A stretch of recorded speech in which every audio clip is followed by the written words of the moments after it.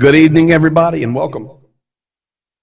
Wrong button. Good evening, everyone, and welcome tonight, day 79. Tonight's going to be fantastic with the update. Lots and lots of information. Seeing all of you guys in here and want to give you some hellos. Don Gentilini. Let me hit that button. Holy moly. There. Don Gentilini dropping the Ukrainian on us. Slava Ukraina, Slava Bogu, Peremoga.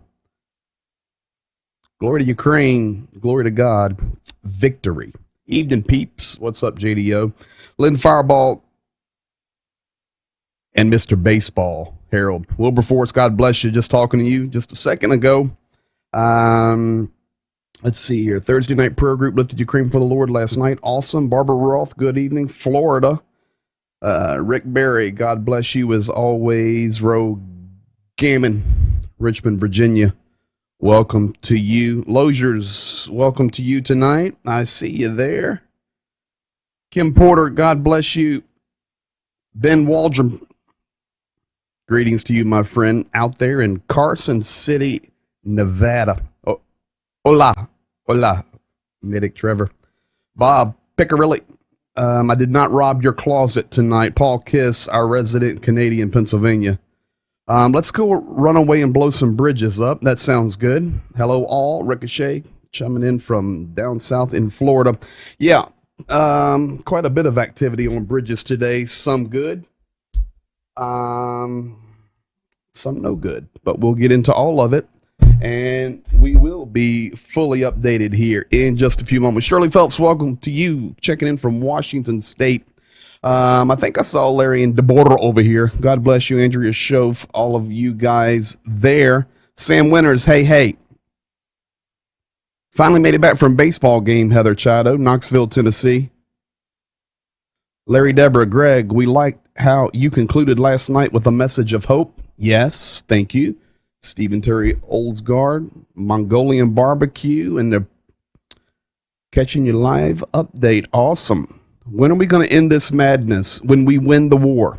That's when it's going to end. It's not going to end before then, and I am 99% confident on that.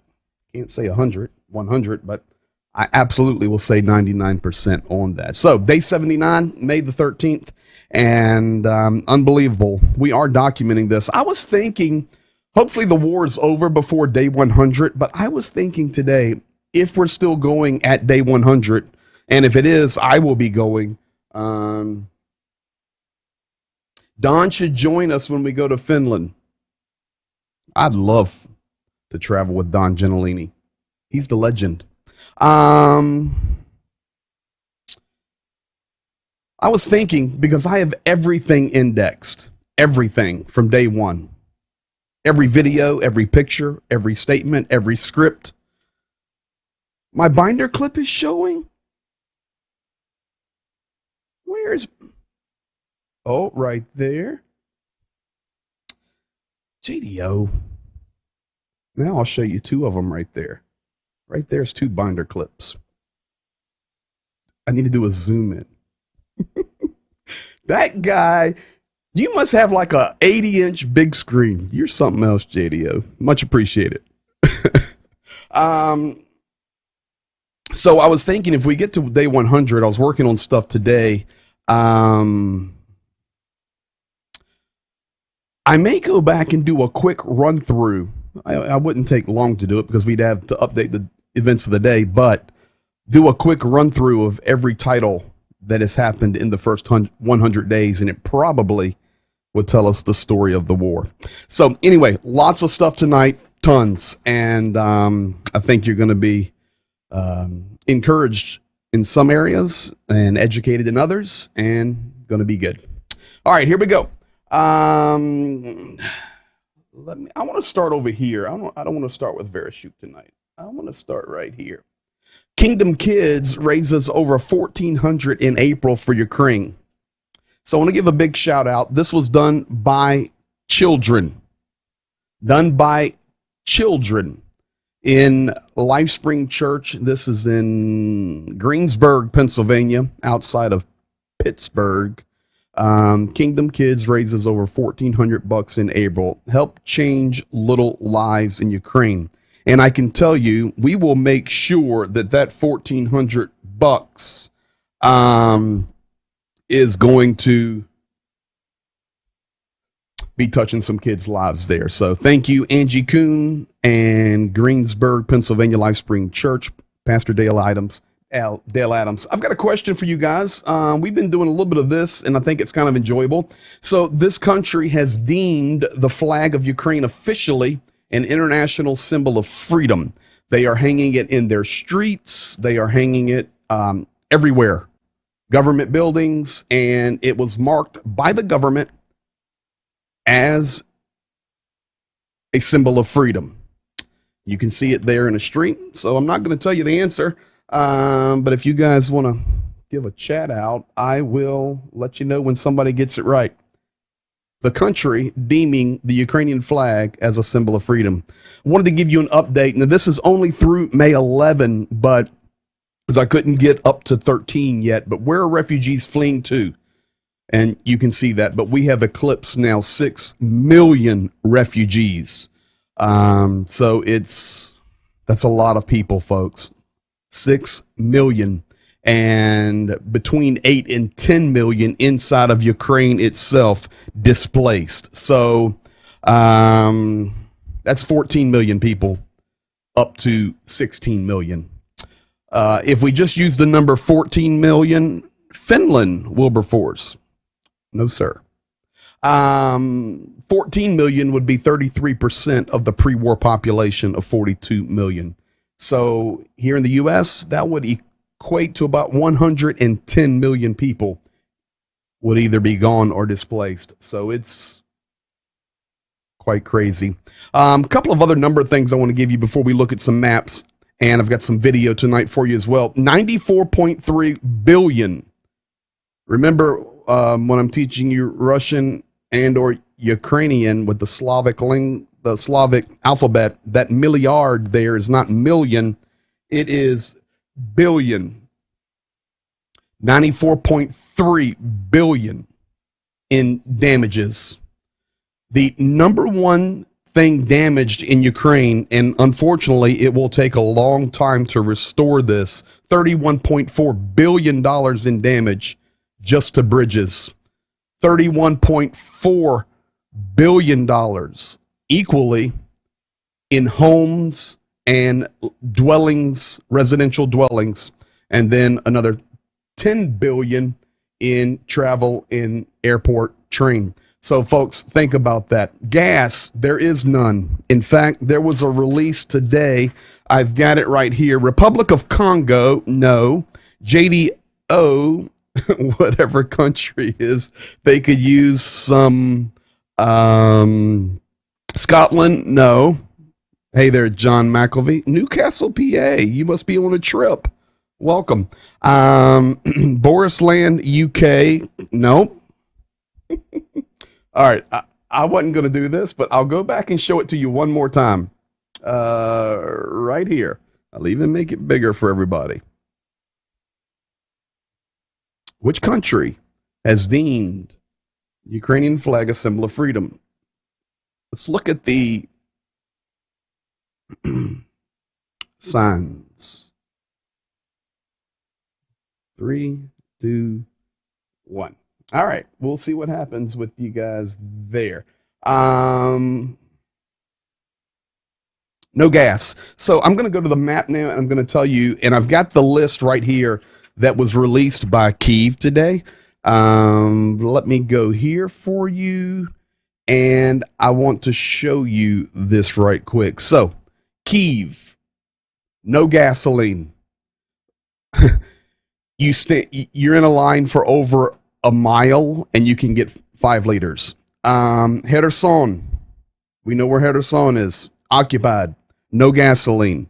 Poltava, no gasoline. When I say no gasoline, it doesn't mean absolutely zero.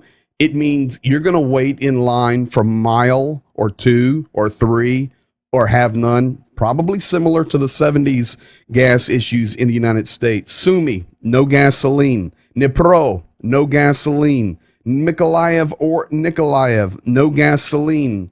Kirovograd, no gasoline. Kharkiv, No gasoline.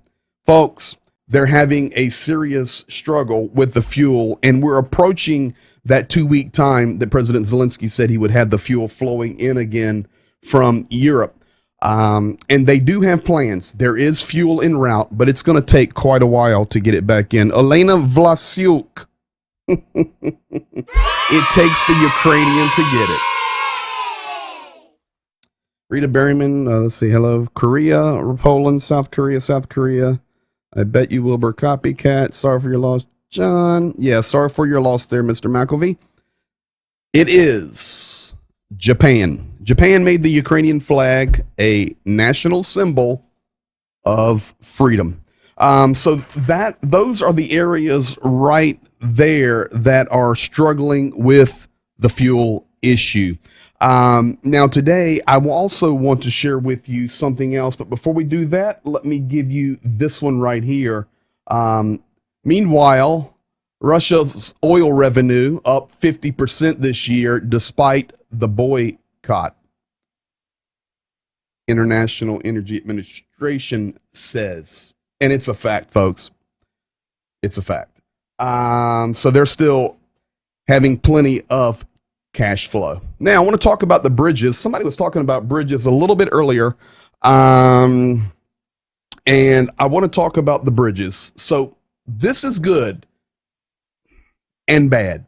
So Ukraine has scored a major victory in Kharkiv. So we want to give a big shout out there. Ukraine has secured a major victory. If you see the blue areas, this is the territory that Ukraine has reclaimed up to the river and some northern regions. No, that is not the border of Russia. I had some messages come in and I was asked last night, had Ukraine pushed Russia back across the Russian border? No, not even close. But they've made a great advancement. However, we have a problem. Do you see the 3 red arrows there on the screen? That is the 3 main bridges that would allow Ukraine to continue their offensive. Today, Russia blew up those 3 bridges. That will stall the Ukrainian offensive.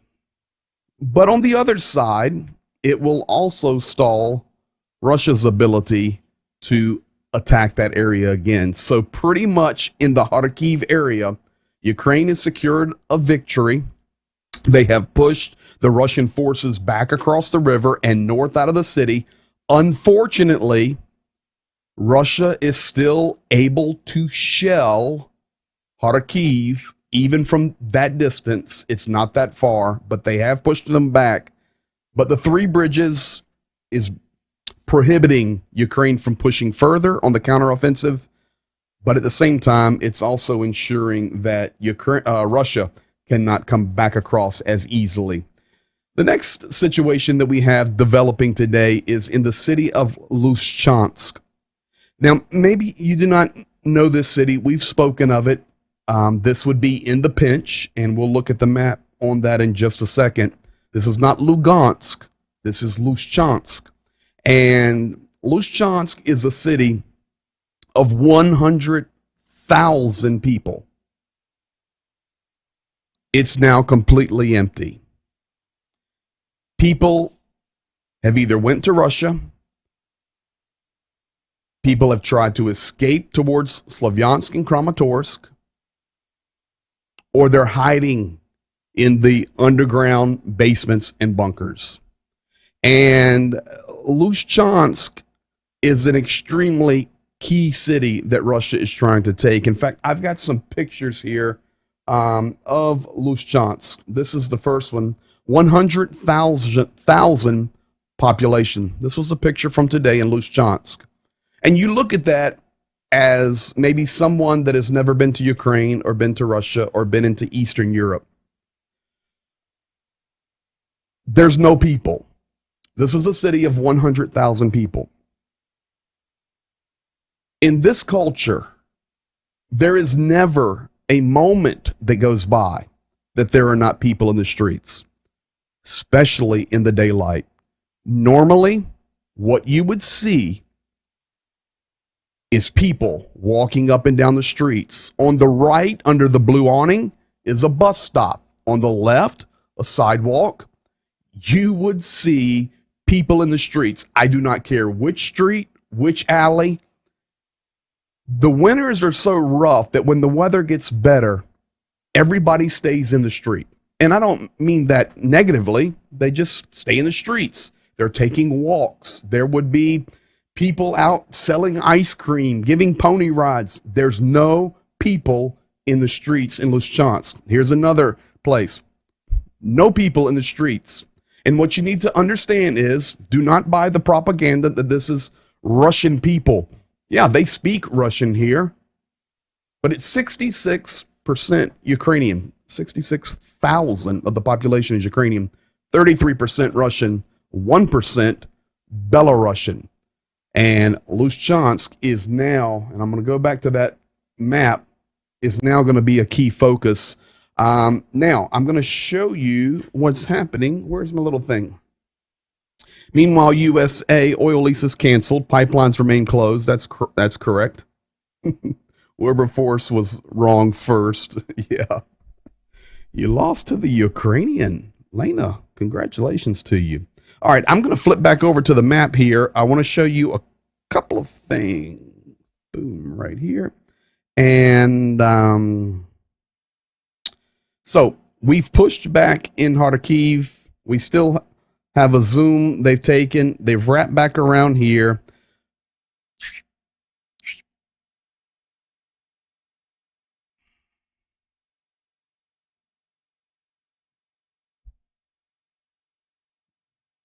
This is what they've taken. Now, the reason I'm showing you this tonight is because Russia has done something here in the last 48 hours. The first thing that they have done, and we talked about this maybe 2 days ago. Belarus, let me start on the left. They've loaded here. Belarus has loaded here. But that's not the major problem right now, because I'm going to draw a black marker here. Russia has loaded right here. And they have loaded with shelling equipment, missile launchers, more troops, and their goal is Kharkiv again and Sumy. And not only that, let me change the color for you over to blue. Russia has moved right here. And folks, I'm sorry to tell you, but this is a fact. The city they've already destroyed, they've started to shell Chernihiv again. So early battles of Chernihiv and Sumy right here are being shelled once again. Now, the troops that have been pushed out of Kharkiv, and I'll go back to green, they've came out of Kharkiv. They're actually heading into Belgorod. They're being re-equipped, and they're pushing down. I think Russia's really going to put their eyes on that circle right there, right now. They want Lysychansk and they want Kramatorsk. Now, why do they want Kramatorsk so bad? I've got to go back to this now. I have been in Kramatorsk many times. If you're looking at the map, let's go here. I've been in Slavyansk. If you go over to Lysychansk in the black circle, look directly north, and then you see Kremena. I've been to Kremena. I've been to Rubizhny, north of Lysychansk. I've been to Severodonetsk. All these arrows. These are nice, large cities with lots of infrastructure. Why does Russia want Kramatorsk? And I'm going to tell you why. If you look where the blue arrow is pointing, Kramatorsk is the home of a major airway infrastructure. Military, supplies, depots, infrastructure, and airport support and infrastructure. Huge runway complex there that, of course, Russia has its eyes on. So that's what's happening on the map front. That's what's happening on the gas front. And when you see cities. And I'm just going to show you this picture one more time, and then I'm going to move over. But when you hear about a city, and you, of course, unless you've been there, you don't know what it looks like. But I try to show you pictures or video. But Lysychansk, 100,000 people. You know, I don't know where each of you live. Some of you probably live in large metro urban areas, and others of you live in small towns. I can tell you right now, 100,000 people is about the size of my entire county, Mercer County, north of Pittsburgh, Pennsylvania, south of Erie. I think we're like, what, 110, 115 in the entire county? And I know somebody will tell me, but I think I'm close. That's our entire county in this one town of Lysychansk. And folks, there's not a soul in sight. Majority of majority of Americans, this came out from the Pew Research Center, are extremely or very concerned Russia may invade other countries. In fact, today, Russia made extreme threats against Poland and once again against Finland. Turkey showed themselves, as we've already been calling Turkey, as a fence sitter, and we'll look at that in just a moment. But this was done by the Pew Research Center, and they have some viability. And I'm just going to take the extreme and the very, and let's just do the extreme, the very, and the somewhat. So Russia, this is the results. April 25th to May 1st. Concerned about Russia doing what? Invading other countries in the region, not just Ukraine. 30, 59, 69, 79, 84%. The war in Ukraine continuing for a long time. 57, 87%.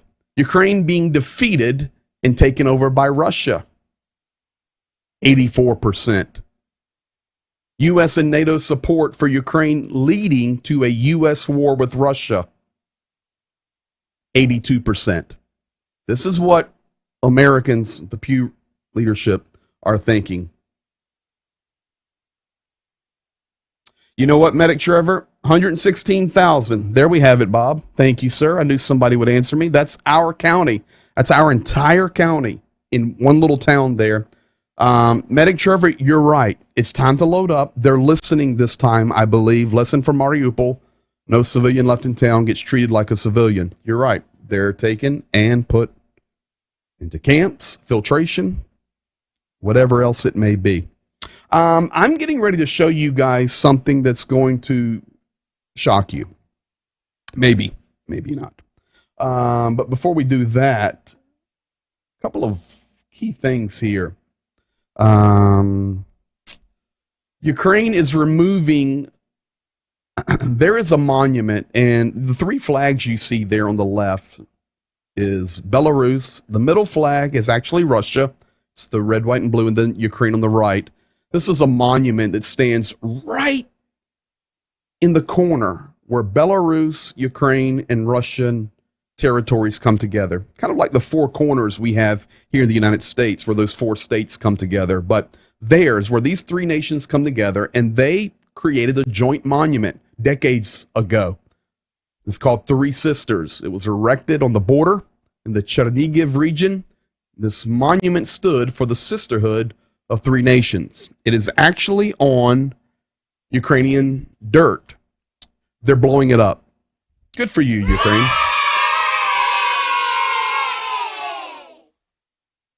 Well, I can see that Bob Piccirilli and Pastor Kent Bell will be having a discussion tomorrow to figure out if it's 110,519 or 116,000. What I'm going to do is cut it right down the middle.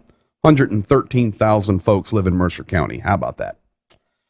Regardless, can you imagine this entire county gone, guys, with people? It's crazy. Or hiding. So, Three Sisters is going to be blown up. And I know the Ukrainians that are watching,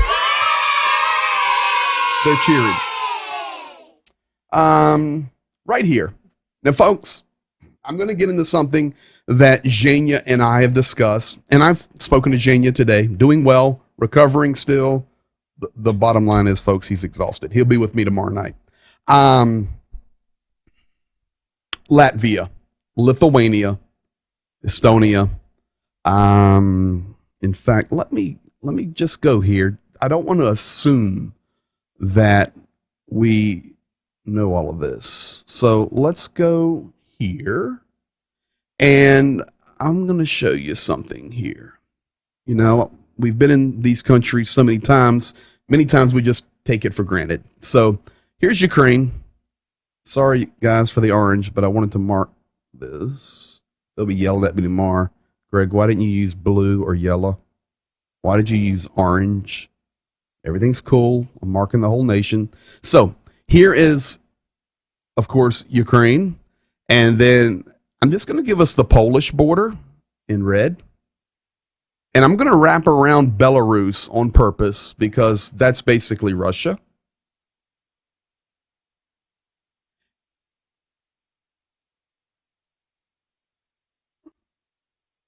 And what we're going to do here is we're going to go ahead and go up the border of Finland. And what most people do not know is actually Norway wraps back around and touches the Russian border here. So I'm going to count Belarus with Russia right now. Yeah, and that's just nothing of it, but just a piece. Now, the country I want to talk about is this one, Latvia. So when you hear about the three Baltic states, and I'll zoom back in for us, you have Estonia, Latvia, Lithuania. Then you have the little Russian territory of Kaliningrad, which is actually Polish, and then you have Poland. So I want to share a story about Latvia tonight. This one right here. Latvia is eliminating Soviet monuments. You have to remember that this was all a part of the Soviet Union. And during that time, this is when the Russian language spread to all these nations. Most people that are 35 and above, definitely 40 and above, can speak Russian or understand it. They grew up speaking Russian in the Soviet Union, so they know it. They also have their other languages, of course, Estonian, Latvian, Lithuanian, Polish, Ukrainian. Belarusian and Russian are basically the same. What happened is, when the war was over in World War II, all of these monuments were built all throughout the Soviet Union for the glory of what happened in World War II. And now these monuments still remain in many of these nations, not in a lot of the capital cities, but in the smaller cities and the smaller towns, or even in the capital cities with a monument that doesn't push it over the edge as far as the Soviet way. Well, what happened first was all the heads of Lenin and the statues of Lenin throughout these foreign or these satellite nations have been taken down. And in fact, it was just a few years ago that really throughout many of these nations, these statues of Lenin came down, like a decade ago. They kept them up. But a lot of these war monuments, they're very, very big. And now these nations are taking them down. An example of that, Latvia. Eliminating Soviet monuments. Latvia voted 70-18. And think about that. 70-18 in their parliament for a bill that halts an article of agreement with Russia on preserving memorial structures and monuments that it was agreed to in 1994. This allows for immediate removal of the monuments to the Soviet warriors and liberators in Riga. This law is effective immediately.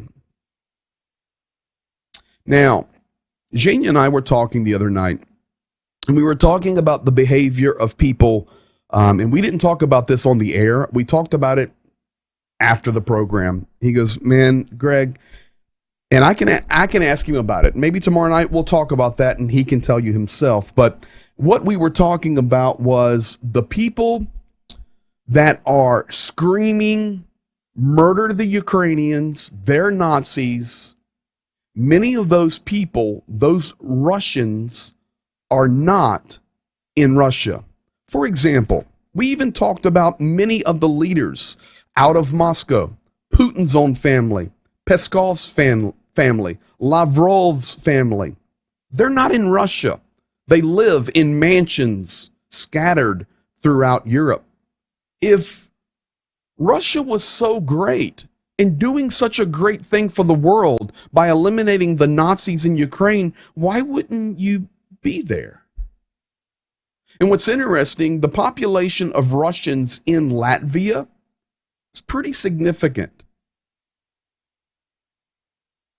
And those Russians living there were protesting today this bill passing and Latvia voting to take down all the Soviet monuments. They're out protesting. Folks, what Zhenya and I talked about was the very people that are protesting, the Russians in foreign nations living abroad, do not even live in Russia or go to Russia. They live in free nations. I have an example of this for you. At this protest for taking down these monuments, Latvian reporters went out to interview some of the Russians this morning. I have it translated, except for the Latvian part. Do not understand Latvian, but all the Russian you're going to get. So I want to set the stage again. These are Russians living in Latvia, not even living in Russia, living in a free nation. Latvia is a beautiful place. Ripping the Ukrainians as Nazis and angry that Latvia is taking down the Soviet monuments. I call this Riga wackos. Кто? Мы антифашисты русские. Мы русские. Мы не боимся никого и никогда. Понятно? Что вы будете делать? Вот, а вы посмотрите. Вы это увидите своими глазами. А я не верю, что они бомбят. Потому что нам переключили второй источник информации и дали только один. Откуда я знаю? Может, это вообще все придумали и кино. Бучу убивали сами украинцы. Украинцы убивали. И вот эта вся выставка посвящена именно убийству Украины. Pēc 10 vakarā tika aizturēta arī kāda sieviete. Aizturēšanas laikā viņa neslēpa savu sašutumu un agresīvi vērsās pret policijas darbiniekiem. Почему задерживают? Потому что они уроды, потому что они гадины, потому что они фашисты, потому что я их ненавижу. Я не могу жить в этой стране, потому что они фашисты, гадины, твари, и не понимают, где правда, а где ложь. Daži bija noskaņoti agresīvi arī pret Latvijas televīziju un vairāk kārt mēģināja atņemt mobilo tālruni. Sakiet, ko jūs domājat par karu Ukrainā? Я что думаю? Jā. Что поздно начали, надо было гораздо раньше. Ko vajadzēja? Что нужно было делать? Порядок навести и с нацистами разобраться. Убивать? Нацистов? Однозначно. Почему украинцы нацисты? А где вы там видели украинцев? Где вы там видели украинцев? Там нацисты воюют. Да, уж это точно. Что вы думаете по войну? Я думаю, что это нацики, которых много, и абсолютно все уже решено давно. Вот такие вопросов стоят, которых здесь только хватает смелости. Это просто нацики, безумные. А сколько лет вы живете в Риге? В страшном кино даже не покажут. Сколько лет вы живете в Риге? Да какое-то Какое ваше дело? Кто вы вообще такая? Шламон, что это меня снимает? There you have it, folks. That'll give you a good glimpse. No, I did not understand the Latvian, but we got the Russian. You know, Medic Trevor, I'm actually going to agree with you here. Some of that is a shame, and he's referring to historical monuments being taken down. Current events do not change what happened in the past. Writing achievements out of history is sticky. I completely agree with that. I am not in or agree with rewriting history. But in this case, there's such a tragedy happening. It's a tightrope. This is a razor's edge here. You're right on. If anyone's a fascist or a Nazi, it's Putin and his running dogs. Yes. But folks, that gives you a glimpse. And I really appreciated the Latvian reporter, because the Latvian reporter goes, how long have you lived in Riga? How long have you lived in Riga? You see, this is exactly what Zhenya and I were talking about 2 nights ago. Because, Greg, I don't understand it. The people that are screaming from the other nations are Russians living abroad with no problems. It's a problem. Here is Irina Vereshchuk. You guys know her, Deputy Prime Minister. A new round of negotiations was started today to get out the most wounded soldiers in the Azovstal. I checked it.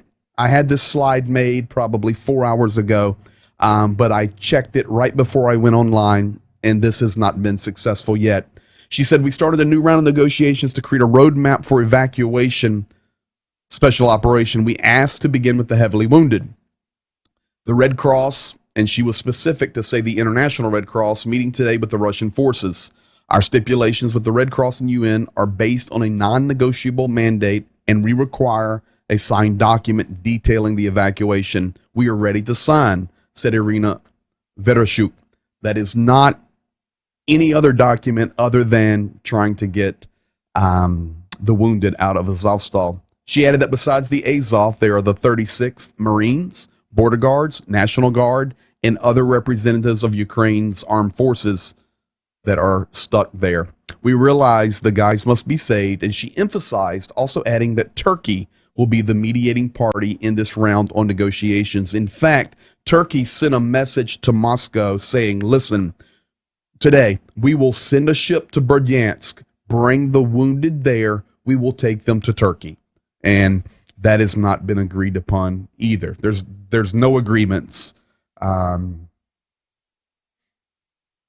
there was one thing that came out beginning today at 10 a.m. Moscow time, Kyiv time. It's the same time right now.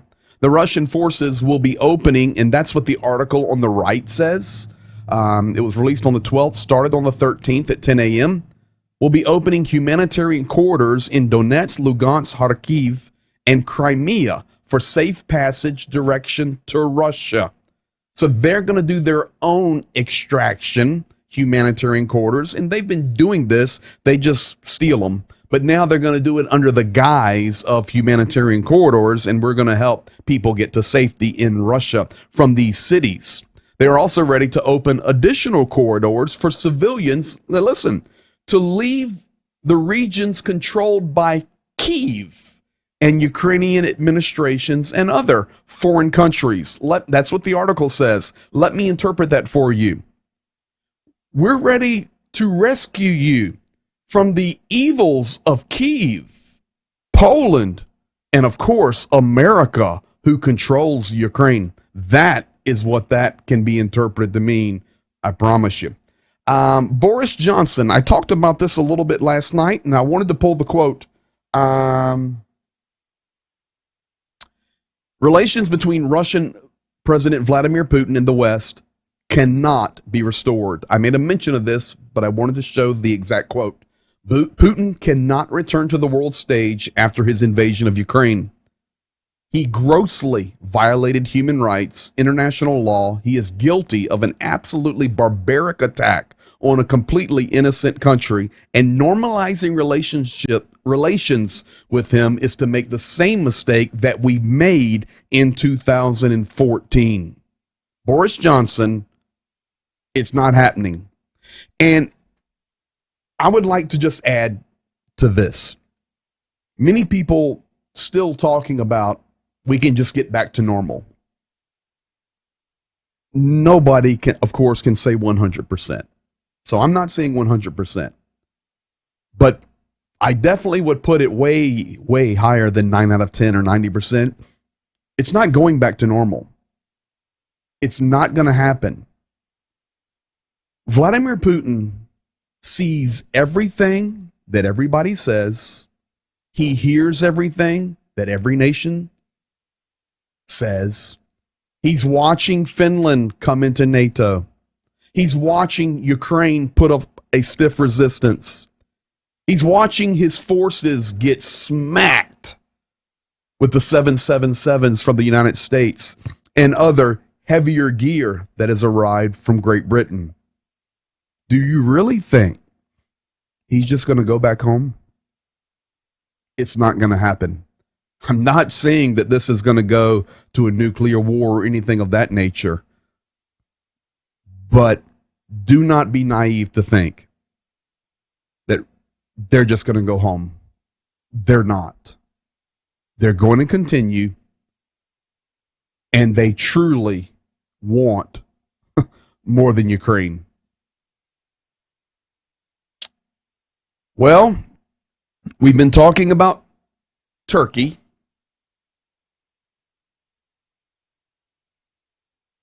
I've told you. We do not trust Turkey, and unfortunately right now, Germany. Other nations in the EU, sure, Poland, Great Britain, the Baltics. Did I just snore? Friday night, 13th. Felt like my father right there. Good grief.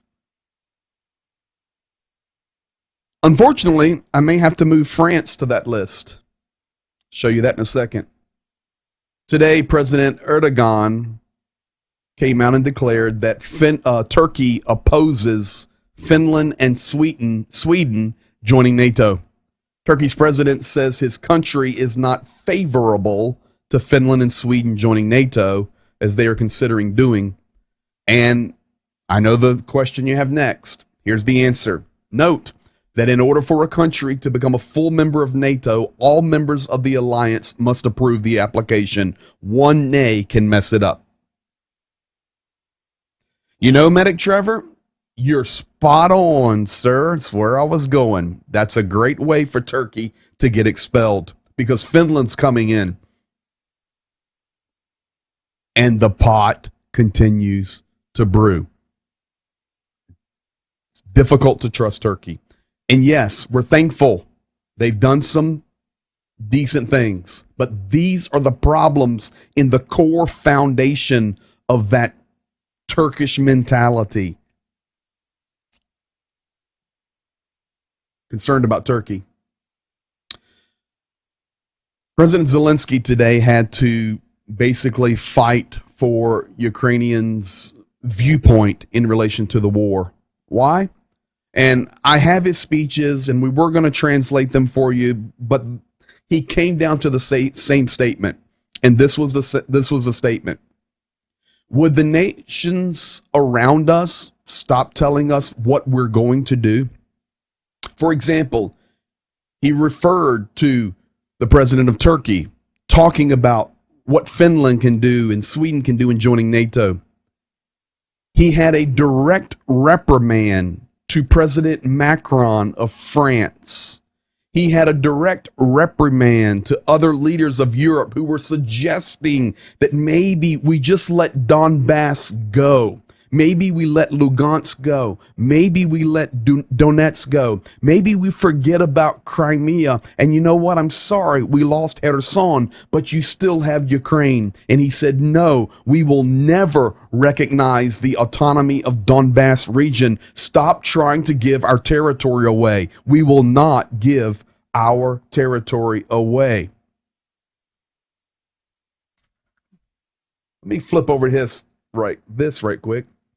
Macron today in a phone call with Putin talked openly.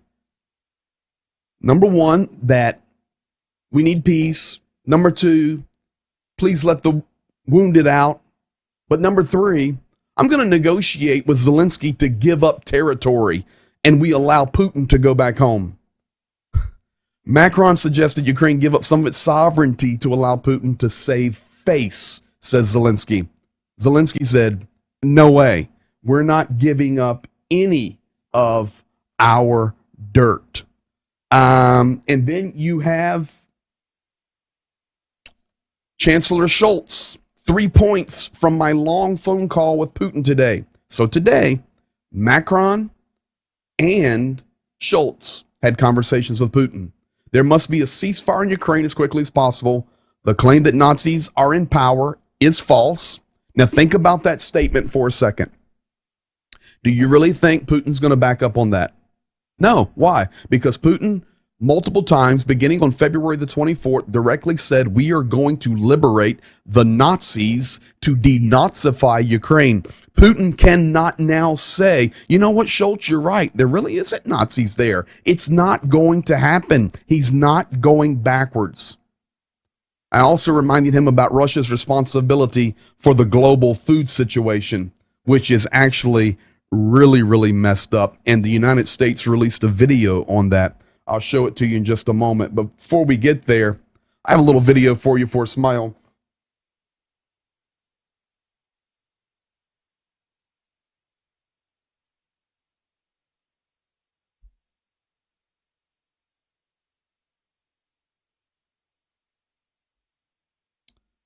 Agreed. It's not up to the West to determine what Ukraine will accept. They're a sovereign nation. They determine what they will accept. Spot on. We need to get our nukes out of Turkey. I'm telling you guys, we've been spot on most of it from day one. Don't trust Turkey. Now, I got my friend, what is his name on the left? I don't even know what kind of dog that is, but we're going to call him Ralph. Ralph the dog. You just can't make this stuff up. Today, Lavrov had a press conference, and I'm not going to play and translate the press conference. I'm going to just show you what happened. But I will tell you. Lavrov, in his press conference, hey there, my friend, Gani King. You pop in here. I love, boom, here it comes. Manila, Philippines. God bless you, my friend. We love you. You can't make this stuff up. There's Ralph the dog, and it's a pug. Okay, it's a pug. Sorry, I'm not a dog guy. I'm a golf guy. You just can't make this stuff up. So let me explain this to you and set the stage for it. It's going to give you a smile on this Friday night. Today, Lavrov gave a press conference. And in the press conference, he made two statements. We now view Ukraine's desire to move forward with joining the EU equal to that of them wanting to join NATO. All he did was up the game, basically saying Ukraine, no EU, Ukraine, no NATO. This is what his press conference was about. Now, folks, when I first received this video today, I honestly thought it was a joke. I thought somebody had put a track over top of it as a joke, but this is not a joke. This is 100% what happened. Fact. But it's funny. And Lavrov even recognizes it. I may play this one twice.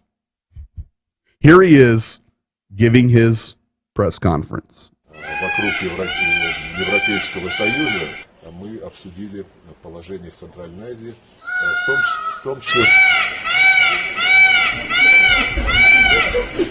Понравилось.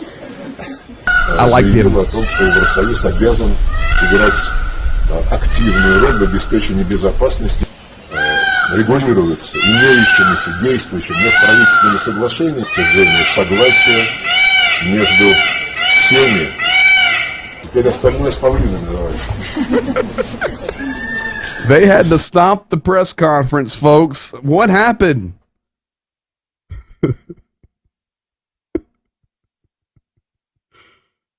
It was a peacock. Don, you're spot on. Normal is gone. Nothing to negotiate. Putin must openly be defeated. You know what, guys? It's Friday night. We've got about 4 more minutes we'll spend together for this update. I want one more smile. And what he says when he smiles and laughs, he says, okay, I like it. I like it, you know. Вокруг Европейского Союза мы обсудили положение в Центральной Азии, в том числе... Понравилось. I like it. Заявила о том, что Евросоюз обязан играть активную роль в обеспечении безопасности, регулируется имеющимися, действующими межправительственными соглашениями, с утверждением согласия между всеми. Теперь остальное с Павлиным давайте. And there you have it. Good smile. Folks, last thing I want to give you tonight, and that is the title of the program. I titled the program tonight, Putin Can't Win. And on it, on the advertisement here, right here, there's a face that you probably have not seen. In 79 days, I've not talked about this guy. I know who this guy is. His name is General Kyrylo Budanov. And you say, okay, he's a young-looking general. He's 49 years old. He's just young-looking like me. 49. 79. Day 79 war in Ukraine. He comes out. He has an interview. Putin can't win. What is his job? This guy right here is the general, the director. He is over intelligence. The top dog. It's his job. He makes a couple of statements. He's speaking. We have it translated into English. It's very, very good. Okay, I got to put that up. The peacock is telling the world exactly what he thinks. Yeah, that was the translation. Did y'all get it? That was the translation. All right, here we go. Folks, tonight, for the first time in 79 days, I'm going to show you a new person we probably will be hearing more from in the days to come. His name is General Kyrylo Budanov, the director, the general over Ukrainian intelligence. And now, here is Budanov speaking. Переломний момент наступить в другій половині серпня. Скажімо так, більша частина активних дій, воєнних дій, завершиться до кінця цього року. За результатами цієї війни ми вийдемо на свої адміністративні кордони, які ми втратили за весь цей час. Повністю відновимо українську владу на всіх наших територіях, включаючи Крим та Донбас. And after that is victory assured? Це буде дуже непростий шлях до перемоги, проте перемога України абсолютно точно буде. How come you're so confident about this? Це моя робота. Я маю це знати. Хто як не я, може це знати.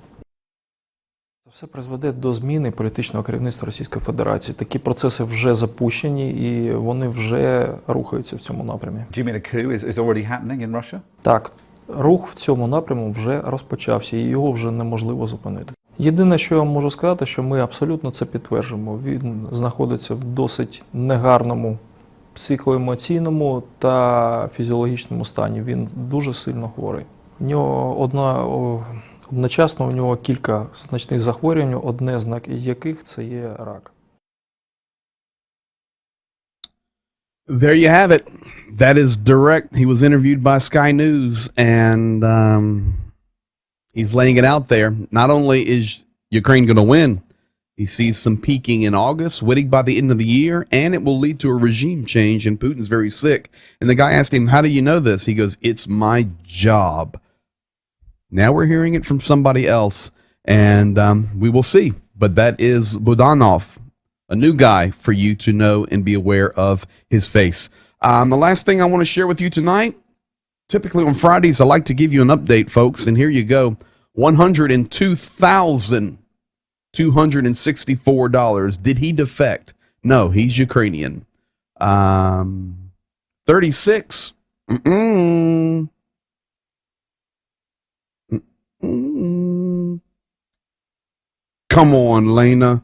He's not 36. Budanov.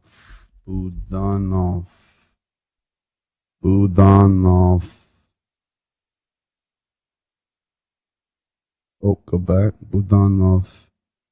Budanov is 49, born 1973 in the city of Odessa, and he is Ukrainian. Lena. Boop. Right there. 49 years old. Kyrylo Budanov. I know it. He just looks young. But that cat, 49, young like me. So back over here, $102,264. That's what we've raised working together. Pastor Kent's right on top of that number, and it's spot on. We do have more that has come in. We'll have another update for you next week. Thanks to all of you. Thanks for continuing. Tomorrow night we should have Zhenya on here, but this was the full update tonight, and you are caught up through day 79. And who knows what will happen in the next 23 hours, but we'll be on top of it. May the Lord bless you on this Friday night, keep you, and may you walk in his peace and peace upon Ukraine. We love you. Spokojной ночи. Хороших снов. Вова, сладкий снов, братушка. Маленький солнышко, моя красавица Вовочка. Тебе я люблю. Спокойной ночи. Peace. Пока.